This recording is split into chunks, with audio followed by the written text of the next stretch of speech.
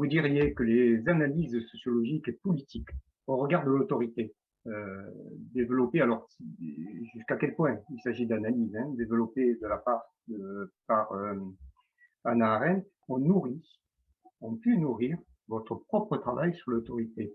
Et en quoi? Parce que vous manifestez là plus une réflexion critique et même distancée par rapport à ce qui se dit, ou ce qu'elle a pu dire et ce que Oui. vous en avez lu. Alors, oui, j'ai plus insisté peut-être sur la critique dans la deuxième partie de mon propos, mais je dirais que la première partie du propos était au contraire, me semble-t-il en tout cas, consacrée, où j'ai insisté sur les apports d'Hannah Arendt à la pensée sur l'autorité. C'est-à-dire qu'en distinguant l'autorité du pouvoir et en expliquant effectivement que l'autorité excluait l'usage de moyens de coercition, je dirais que le premier point de réflexion que la pensée d'Hannah Arendt m'a apporté, c'est effectivement j'allais dire, de découpler, de désarrimer la question de l'autorité à celle de la force physique, et donc de bien distinguer autorité et pouvoir. En même temps, en disant ça, je suis conscient, pour en avoir discuté, le collègue suisse Bernard André, qui a écrit un article sur les rapports entre autorité et pouvoir dans la Revue française de pédagogie, mais il faudrait sans doute approfondir cette question des rapports entre autorité et pouvoir. Regardez aussi du côté des travaux d'Henriquez en psychologie sociale. Mais pour autant, effectivement, ce que Arendt m'a apporté, comme un certain nombre d'autres auteurs, j'ai cité Kojève par exemple, c'est ce découplage de la question de l'autorité avec celle du pouvoir. Et donc avec l'usage de la force, évidemment, c'est là que sans doute il faut approfondir du côté du pouvoir. Tous les pouvoirs, bien sûr, ne se réduisent pas à l'usage de la force. On peut exercer un pouvoir sans recourir à la force. Et dans l'autorité, il y a d'ailleurs une part de pouvoir. La dimension statutaire, ce que j'appelle l'autorité statutaire, renvoie effectivement à une part de pouvoir de l'enseignant, de l'éducateur. Donc, ça, c'est le premier point. Le deuxième point, c'est effectivement du côté du rapport à la transmission et à la fonction anthropologique de l'autorité. Et là, je suis complètement en phase, évidemment, avec les développements d'Éric Prérat sur cette question, qui citait notamment le philosophe Locke, qui dit que le rôle de l'adulte, c'est d'ouvrir doucement la scène du monde à la génération qui vient. Donc, Arendt a permis effectivement de montrer que l'enjeu anthropologique de l'autorité, de la relation d'autorité, c'était la transmission intergénérationnelle de la culture, des savoirs. Et donc, je dirais qu'on oscille justement dans la relation éducative. C'est pareil aussi pour les chefs d'établissement. Je pense à certains travaux ou des entretiens que j'ai pu avoir avec des chefs d'établissement sur le sujet. On oscille entre finalement ces deux points-là, c'est-à-dire comment transmettre un patrimoine culturel, de savoir, d'attitude aussi, on pourrait dire ce que les civilisations ont apporté à travers le temps, et comment articuler ça avec une pratique de la relation d'autorité qui ne soit pas une pratique coercitive, qui soit éducative, qui soit une pratique d'autorité éducative. Je crois qu'Hannah Arendt, en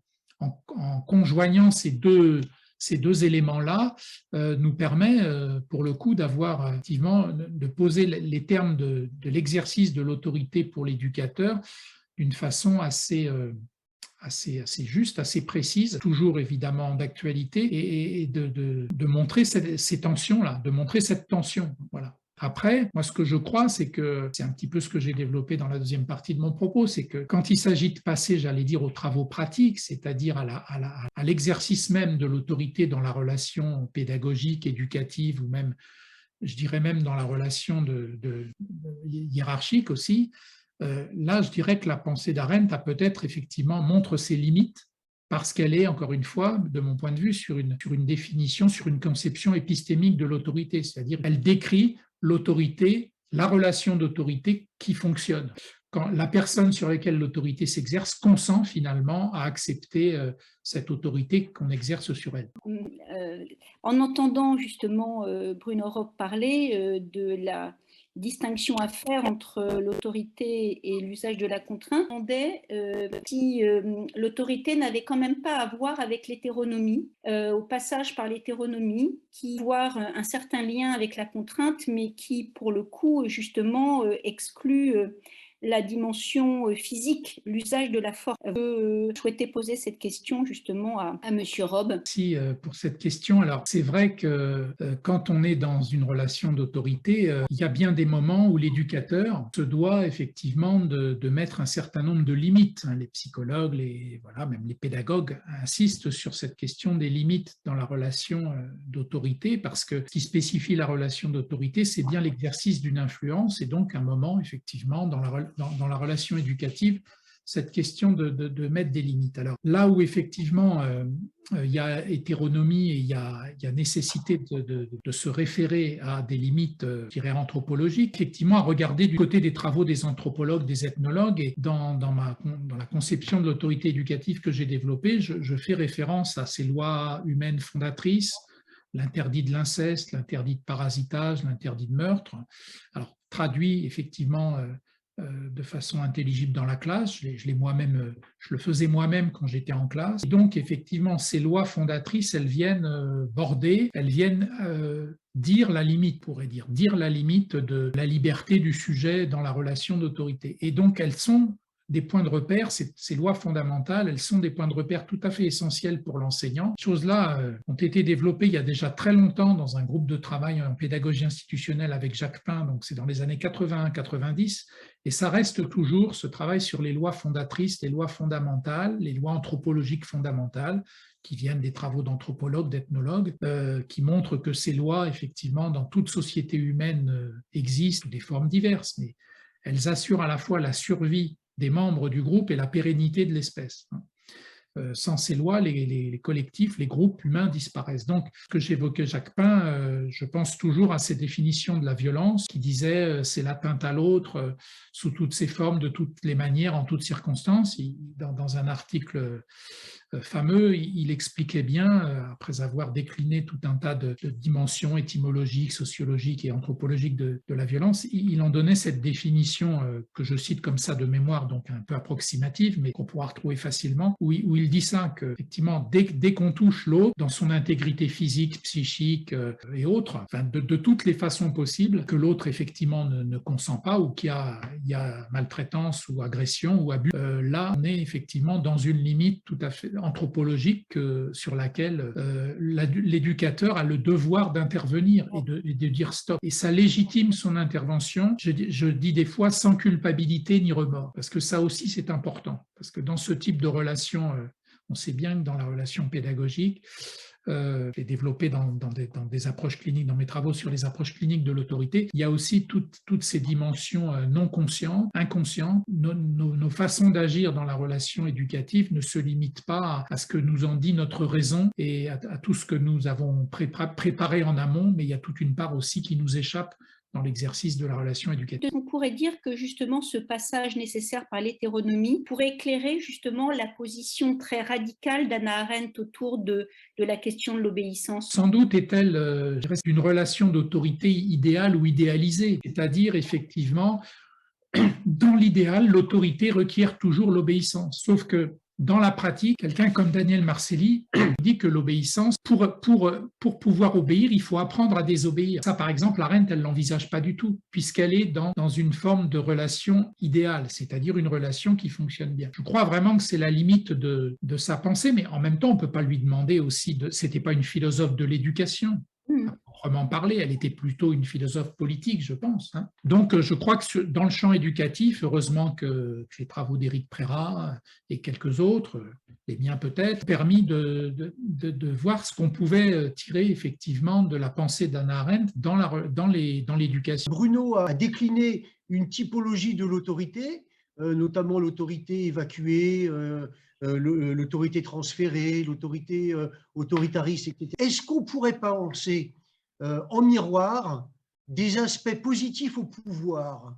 Et est-ce qu'il y aurait possiblement un pouvoir qui serait un pouvoir éducatif comme il y a une autorité éducative? Ou est-ce que, et donc ce qui oblige en fait à définir peut-être assez simplement l'un et l'autre. Ce que tu dis là, Rémi, me fait penser effectivement au débat qu'il y avait dans les années 68 autour de cette question de l'autorité. J'ai pas mal lu, évidemment, pour mes recherches, les travaux d'Arduano, les travaux de Gérard Mendel et de Vogt, notamment. Et ces auteurs-là Mendel notamment, il distinguait ce qu'il appelait le phénomène autorité, qui est évidemment connoté péjorativement, c'est ce que moi j'appelle l'autorité autoritariste, de l'acte pouvoir.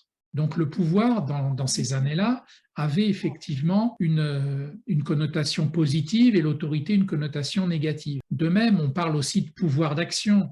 En fait, c'était ça, acte pouvoir. Hein. Et je pense que la signification positive, effectivement, du pouvoir, c'est cette idée de pouvoir d'action. En fait, ce qu'eux appellent pouvoir d'action, pouvoir d'agir, je pense que c'est ce que moi j'appelle relation d'autorité éducative. Donc, c'est vrai qu'il y a eu une sorte de renversement des termes, parce que moi, je me réfère en fait aux travaux de Jacques Ardoineau sur la notion d'autorisation, qui me semble effectivement très, très féconde pour la praxis éducative, et ça rejoint aussi évidemment l'analyse institutionnelle et la pédagogie institutionnelle. Dans l'étymologie d'autorité, comme vous le savez, il y a auctor, être auteur de soi-même, augere, faire croître, faire grandir. Et donc cette étymologie-là, effectivement, je la trouve très, très puissante par rapport à l'acte éducatif. Mais dimension évidemment positive du pouvoir, c'est la question du pouvoir d'action. Alors après, j'étais il y a 15 jours d'ailleurs avec des pédagogues là, du mouvement PIDAPI là, dans le sud de la France, à Sète, et on me questionnait justement sur les rapports entre autorité et pouvoir en me disant finalement tout ça, est-ce que c'est pas la même chose? Et est-ce que finalement le problème c'est celui de jusqu'où on contraint? Est-ce que la contrainte est légitime? Quand on parle d'autorité ou de pouvoir, il y a un pouvoir qui peut être effectivement, qui fait grandir l'autre, qui lui permet d'agir, et puis il y a un pouvoir effectivement qui le contraint, voire qu'il le maltraite. J'ai bien le sentiment que peut-être il faudrait approfondir ces questions-là, parce que le pouvoir renferme aussi un champ de complexité. Moi, là où je situe le pouvoir dans mes travaux sur l'autorité, c'est dans cette dimension statutaire. C'est-à-dire, c'est ce que j'appelle avoir de l'autorité, être l'autorité, la dimension statutaire, c'est-à-dire avoir ce statut qui définit qu'on est un adulte, la dimension générationnelle du statut, et puis qu'on est un enseignant bien sûr, dimension institutionnelle, c'est double non négociable institutionnel et générationnel. Là, on est du côté du pouvoir, c'est-à-dire c'est une condition nécessaire à l'exercice de l'autorité, mais pas suffisante. C'est là aussi qu'il y a une articulation. Moi, l'articulation que je fais entre pouvoir et autorité, elle est là. L'autorité statutaire, c'est déjà une double autorisation. C'est une autorisation, comme tu l'as dit, naturelle, enfin, comme je le dis plutôt naturel, mais en reprenant ce que tu dis, c'est-à-dire tout simplement parce qu'on est adulte, donc ça c'est naturel. Et puis il y a une deuxième autorisation, me semble-t-il, dans cette autorité statutaire, c'est celle qui est culturelle ou institutionnelle, c'est-à-dire que du coup, on peut dire la société donne une mission par un statut. Et cette mission-là, je pense que c'est ce que tu as très bien expliqué, qui est la mission finalement d'assumer le fait d'être adulte et de devoir transmettre avec une responsabilité sur le phénomène éducatif. Là, en t'écoutant, Rémi, je dirais deux choses. Tout d'abord, parle de crise de l'autorité. Éric Prérat parle d'érosion. Moi, j'ai parlé de mutation plutôt, de l'exercice de l'autorité, parce qu'on est effectivement dans des phénomènes qui sont des phénomènes lents. Je reprends ce que la notion de mutation telle que Dubel l'utilise en parlant de changement sur un temps long. Et je pense qu'effectivement, nous sommes confrontés dans des transformations lentes et dans aussi des transformations ambiguës et contradictoires. C'est-à-dire que les trois conceptions que j'ai développées dans mes travaux, autorité autoritariste, autorité évacuée et autorité éducative, elles coexistent aujourd'hui dans nos sociétés.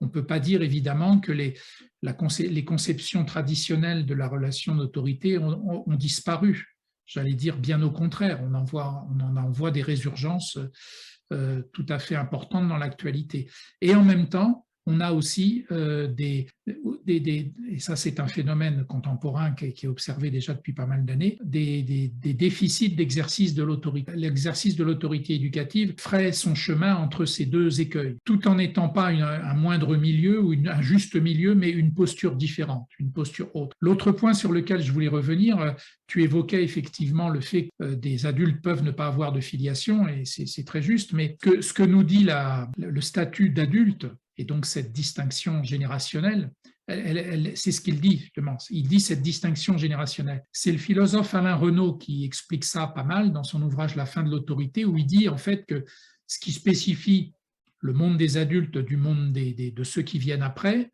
c'est la différence d'âge. Et ça, c'est irréductible, c'est non réductible.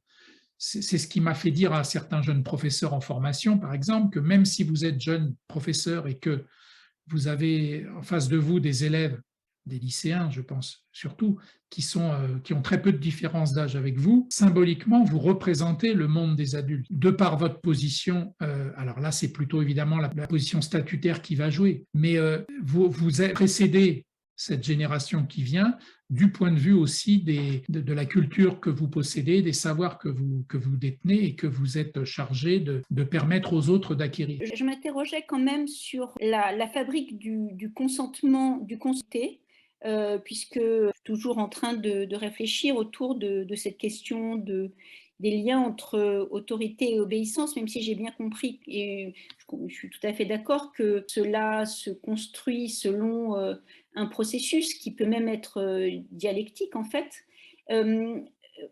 Voilà, au fond, l'accent est beaucoup mis sur l'exercice de l'autorité, donc la part de responsabilité qui concerne l'adulte, l'éducateur. Mais qu'en est-il du côté de celui qui reçoit l'autorité, puisqu'au fond, d'un certain point de vue, il s'y prête. Peut-être même qu'on peut imaginer qu'il y a une forme de don. Voilà. Enfin, je ne sais pas. Donc, si... Est-ce que je peux prolonger un tout petit peu la question? Parce qu'effectivement, je m'interrogeais sur les rapports entre obéissance, autorité, et puis l'écrit d'Étienne de la Boétie sur le discours de la servitude volontaire.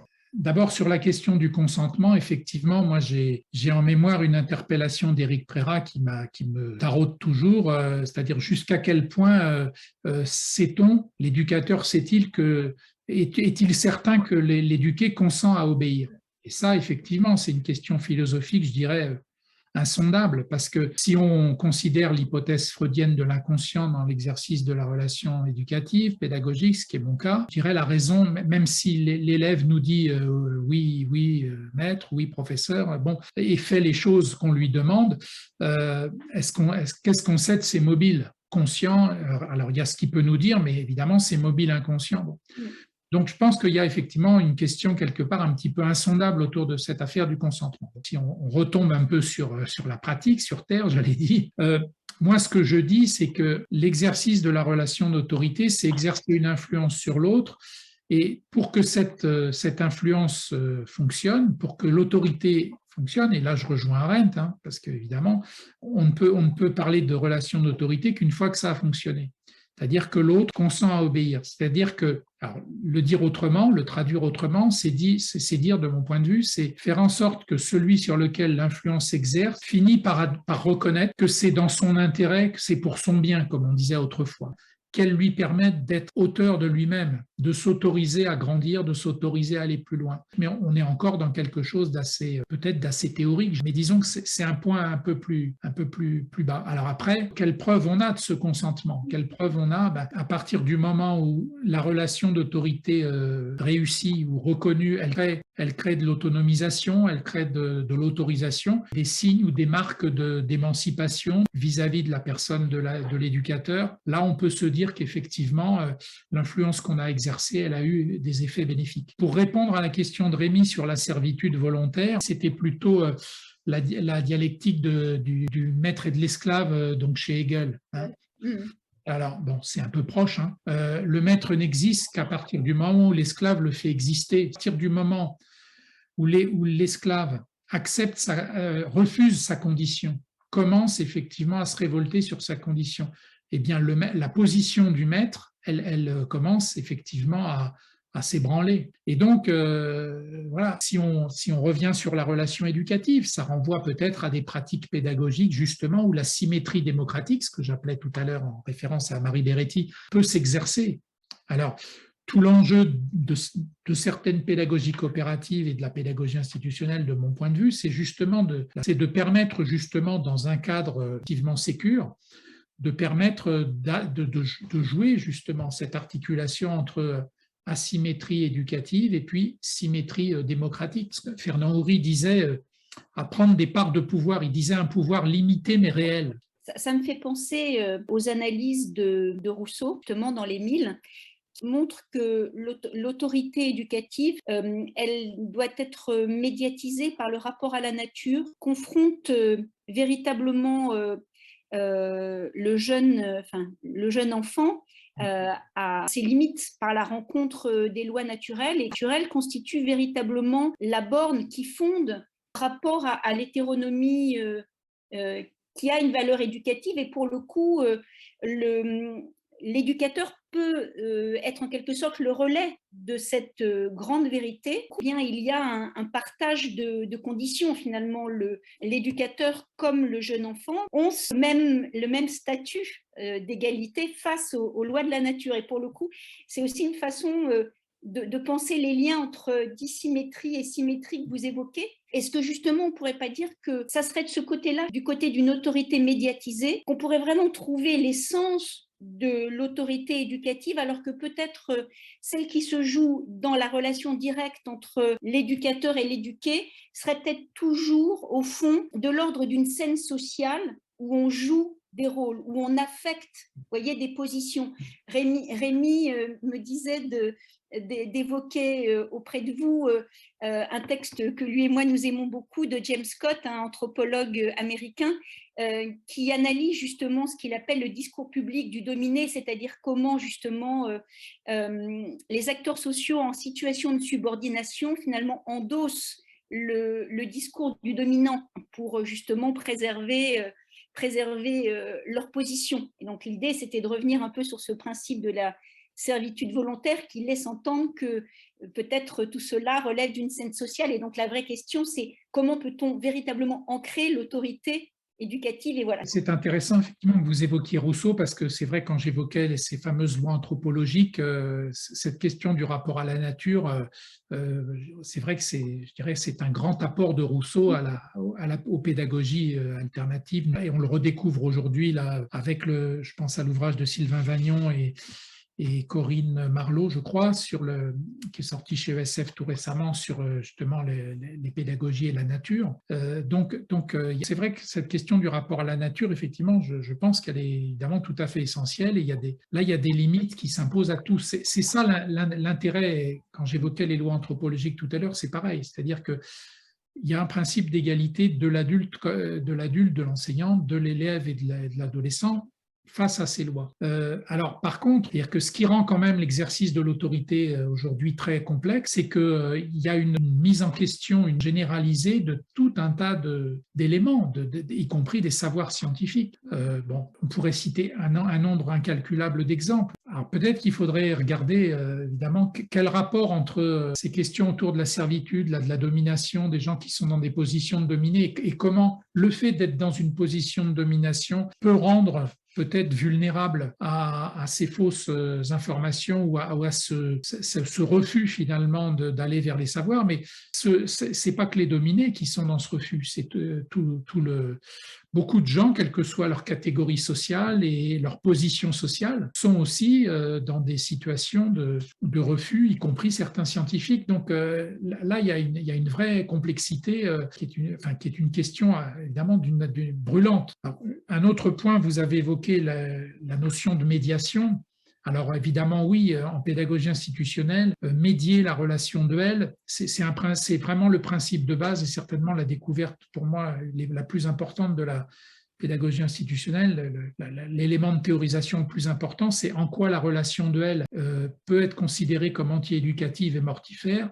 Et donc, pour grandir, il faut mettre en œuvre des médiations. Des choses que Françoise Dolto disait déjà de façon très importante. Revenir sur ces choses-là, alors c'est d'autant plus important qu'on est dans une société justement très individualiste, où finalement on est dans des liens assez directs. Il ne supporte plus parfois le détour par la médiation du scientifique, par la médiation même de celui qui ne pense pas comme lui, et qui par la médiation, on pourrait dire, des arguments. À l'époque où Arendt écrit ses travaux sur l'autorité, cette question-là n'était pas à l'œuvre. Alors, c'est là que c'est d'autant plus intéressant ce que j'ai cité tout au début, là, quand elle renvoie dos à dos le libéralisme et le conservatisme. En relisant ça, je me suis dit, quelle actualité, quand elle dit que le libéralisme, qui voit dans l'autorité une régression de la liberté, et le conservatisme qui prône un retour à l'ordre, y compris violent, que donc en opposant ces deux conceptions politiques, elle dit qu'on est en fait confronté à une régression simultanée de la liberté et de l'autorité. Je pense là tout d'un coup évidemment à une actualité avec Elon Musk qui rachète Twitter et sur le rapport de ce monsieur à la liberté, on l'appelle libertarien. Cette conception extrême de la liberté, est-ce que c'est pas une régression de la liberté et porte ouverte à l'autoritarisme le plus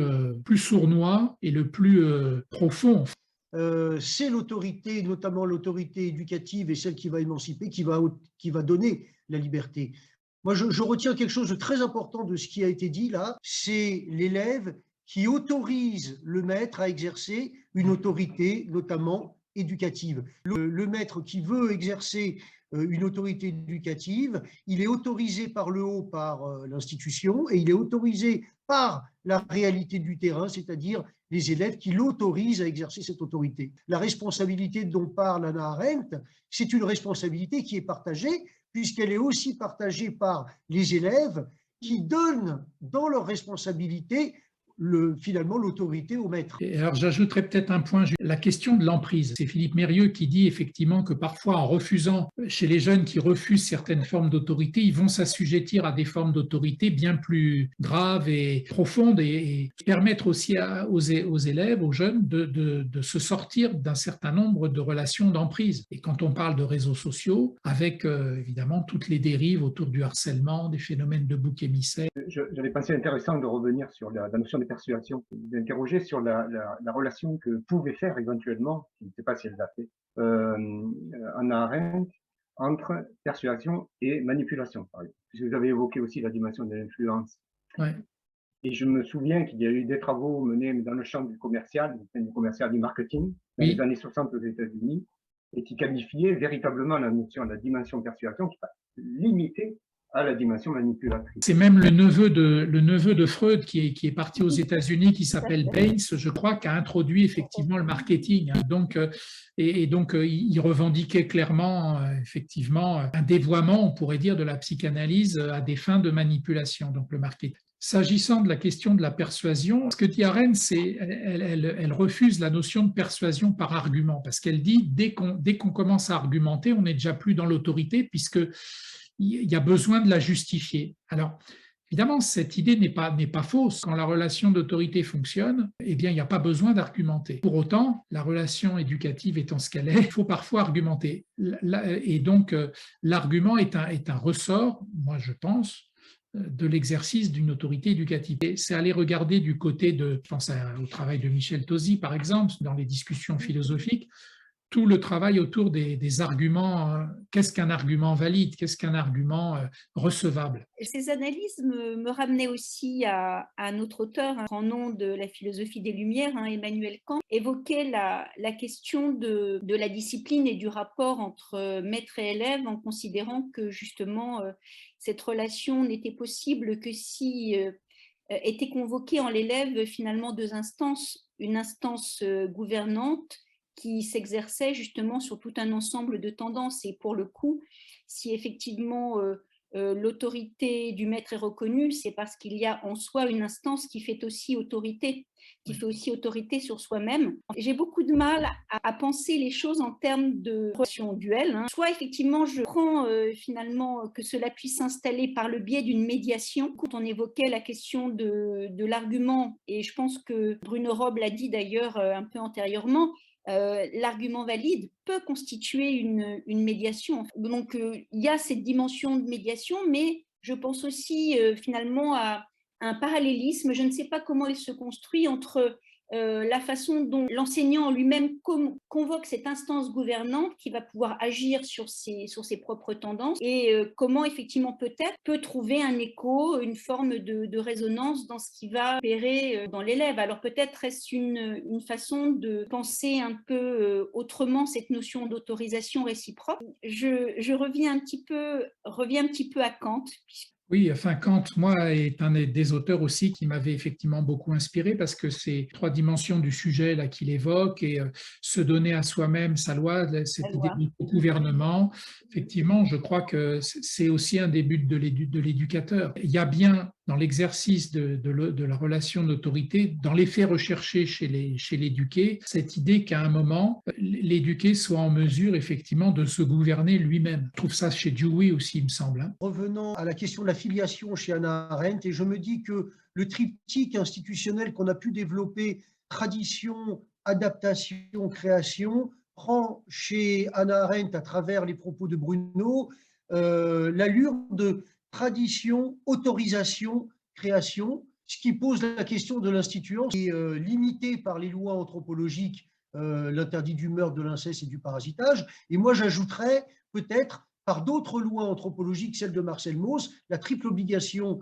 maussienne, donner, recevoir, rendre. Oui, Rémi, ce que tu dis me fait penser aussi peut-être à... Il y a une question, et je conclurai là-dessus peut-être, il y a une question majeure justement dans son rapport à la transmission qui est, et ça Revaud-Dallon y insiste beaucoup aussi dans son travail, c'est que pour que l'autorité se transmette, pour que ce patrimoine et cette transmission se fassent, il faut que le mouvement par lequel cette transmission se fait ne soit pas simple reproduction.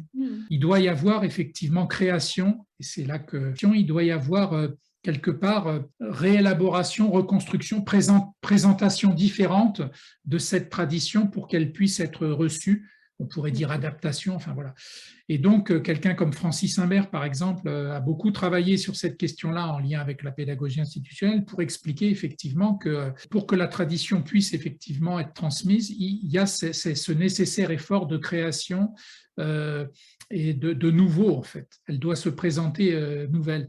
Ce que les conservateurs ne comprennent pas, et ce que peut-être Arendt aussi, de ce point de vue-là, n'avait peut-être pas suffi, sur lequel elle n'avait pas suffisamment insisté. Et là, on rejoint, bien sûr, tu évoquais l'institué, l'instituant, on rejoint effectivement tout le champ de l'analyse institutionnelle. Et quand Ardoino parle d'autorisation, il a des propos tout à fait, qui vont tout à fait en ce sens.